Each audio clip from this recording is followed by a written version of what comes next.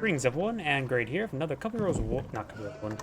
H-Powers 4 replay. Spawned on the bottom left side as the yellow Malians, we have Corvinus1. Spawned on top right side as the blue Holy Roman Empire, we have liquid DeMu. And this map, this variation map, if you take a look at the mini map down here, you can see here that this is not a full circle. You only have limited locations of you can employ fish or docks.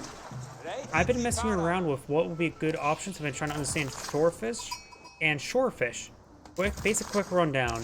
Every so often, the shorefish does regenerate 50 food, and they don't technically fully expire. They will regenerate given enough time. If you want a good magic number of docks, especially in this map, number of fishing ships to docks, you want to get 2 fishing ships per deep water fish if you want an infinite source of food. Granted, if you want more food, you can pull out more fishing ships like this one. But if you want a steady stream of fish for the entire time, you want to go for 2 fishing ships. And going for, say, 2 docks wouldn't be half bad. This area, there's some water here, so there may be traversable areas for these fishing ships to move around. So sometimes hard to tell. And let's see, we got the Agion Chapel on the field, and we also got the, oh yeah, this map as well tends to spawn you 2 gold deposits right next to each other. And he didn't get 2 gold deposits next to each other. Usually I won't get this map, I can place my town center between these 2 and get the rest of gold for the rest of the game as I get bring up traders. But in this case, this is 2 mining picks close enough in which, and it's just some of these are out of range of each other, are there? These are not double stacking. Looks like they can't double stack. That looks like... Nope, they should be able to double stack. See here. But they're just simply far enough away they don't get double stacked. But you can get these 2 gold mines nice and close to each other. Keep them very safe. You also got the Mensa core here. And right now, the amount of gold produced from these 2 mining pits is actually quite absurd. One with the Mensa quarry, that's 75. This is 113, and this another 96. These right now getting 300. You get easily 300 gold per minute just from the passive income, which is actually quite absurd. One reason why Malians are incredibly powerful. So are the Agion Chapel, providing plus 40% gathering collection rate, which is good for your gold, your wood, and later on your food for your farms. We do got a good number of fishing ships applying the field. It looks like he did traverse some of these around, probably over here. As mentioned beforehand, you only need 2 fishing ships per 4 water fish in order to get basically an infinite source of fish without the economic texts, without the fishing technologies. I recommend, since you deploy a little number of ships here, don't go for the extended lines. You don't really need it. You're gonna run out of that fish very quickly. It's like I was trying to prevent these walls from going up. Both players went for a fast castle to contest the relics, and now do got some blue spearmen advancing on forward. He's collecting up this gold as well. And the gold, you can select the gold here to see how much gold deposit, so I have to finicky the click box. You also have the Frogbear Garrison, so you can pull out items in groups of 5 for only gold at a cheaper rate. So this is very powerful for this faction in order to get passive gold generation. They can take that passive gold generation and pull out some units with it. A very powerful combo.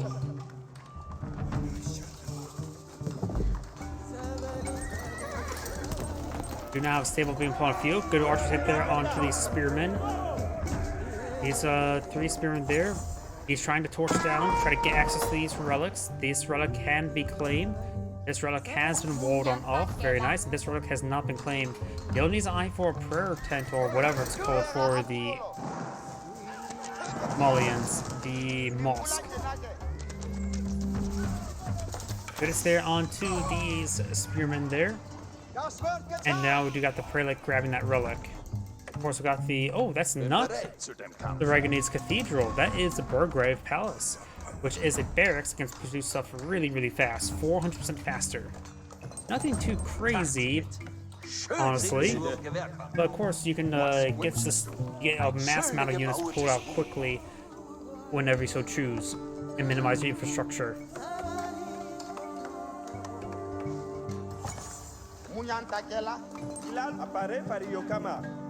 Let's see, we do got the poison arrow being researched. We also got the warrior scout research.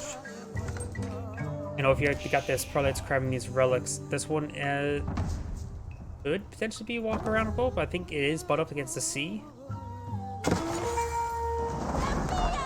And now you've got some mana arms here. The poison damage does ignore armor, so the poison damage will be very effective, but the poison damage is not yet available. Marching drills will help them close distance on these archers. They do have 25.25 move speed.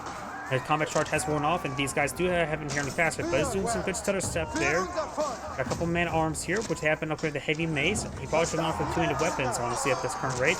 Because the Malians can't deploy out man arms, can they? Yeah, most often warriors are light melee, not heavy melee. So he should have gone for two-handed weapons. He did not need the blunt weapons.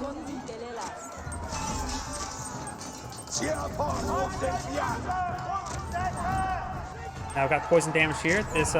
These man arms will quickly bleed out with those poison damage. Poison damage allows your archers to be effective versus heavy armor, honestly.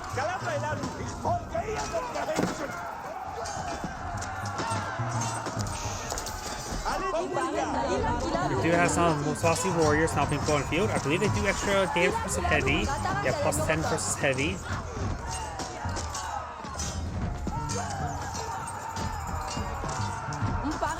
The man at arms is just simply a very large number of them. He overran these Mufasi warriors no problem. Let's see, Mufasi warriors. Heals and stealth. Got a lot of man at arms now put on the field. Trying to break his way through. He's going just for heavy armor. His opponent, let's see. Javanthos an anti-range specialist, so he doesn't have anything to engage these man arms properly on the Musasi warriors. So he's going to need to pull out more of them. Does get a good number of them out of the field now. 9 is, and actually in total versus 14 the man at arms.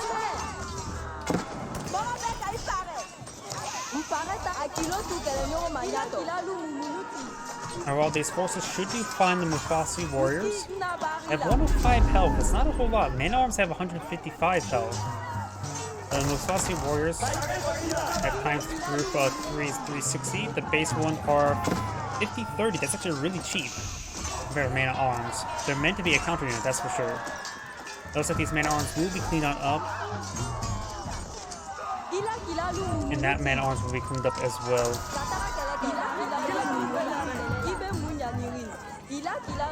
Oh, looks like they're all female as well. Second site has been captured on up. There is 2 second sites on this map. And do have the textiles being researched now to give villagers increased health.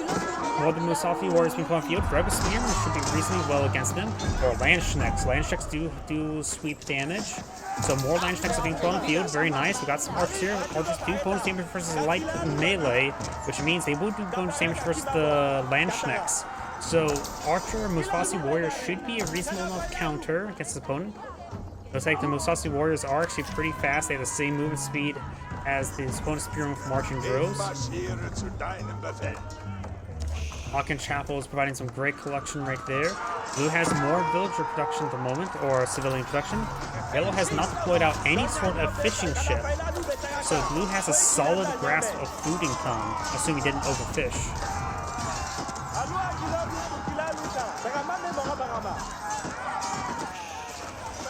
More of the Musasi warriors advancing on forward as well.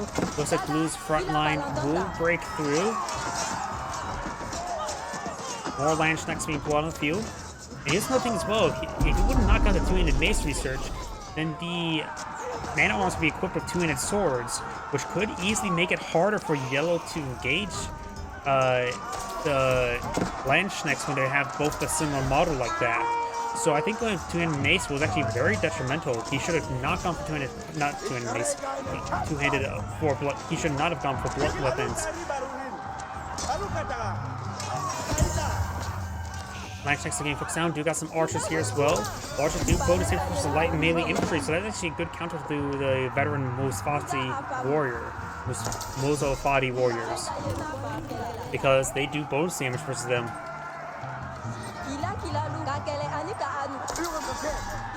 We also got a hand crossbow being put on the field. He does not need crossbow. He's not. The only heavy that I have to fight against are the sofa warriors. The sofa, excuse me, the sofa cavalry, in which you could just mix in spearmen for that.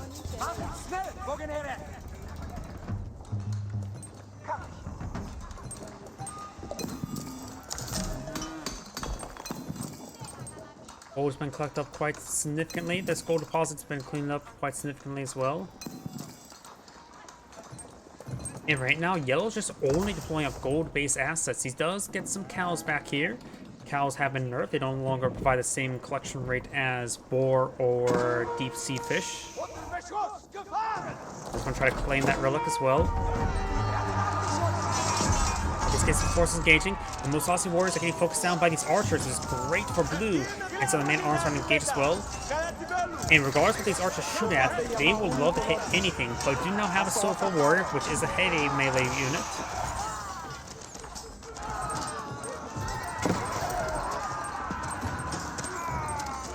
And there we go. The sofa does go down there.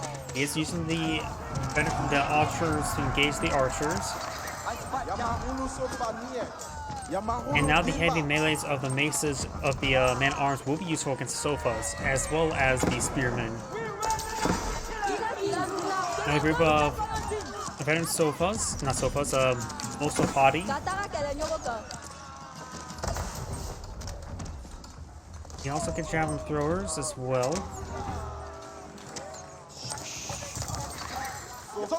More veteran sofas not put in the field as well.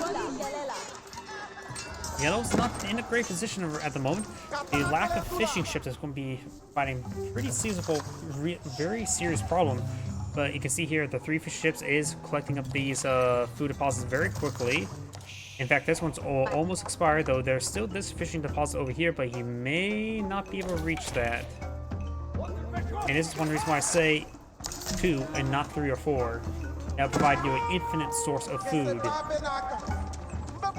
And now the food capabilities of the Holy Roman Empire player will go down significantly. So he does have a significant infantry force out in the field.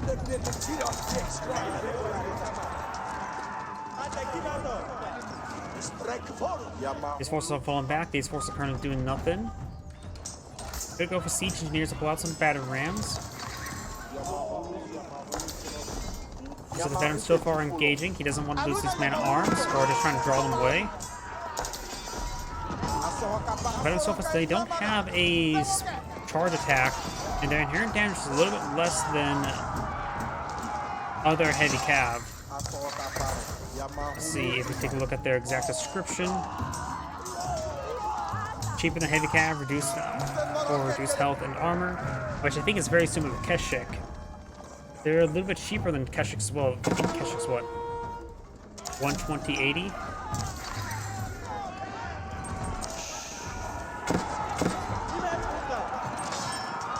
Blue has a significant number of archers on the field. We also got a good number of land schnecks along with these man-at-arms. Archers are throwing arrows on the sofa, so not exactly great. Yellow's archers in a good position.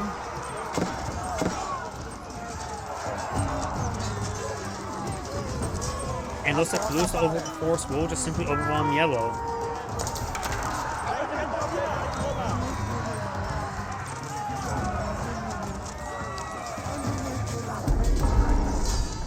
And Yellow goes back to the game now. This is Anagrade saying, thank you for watching, and on to the next replay.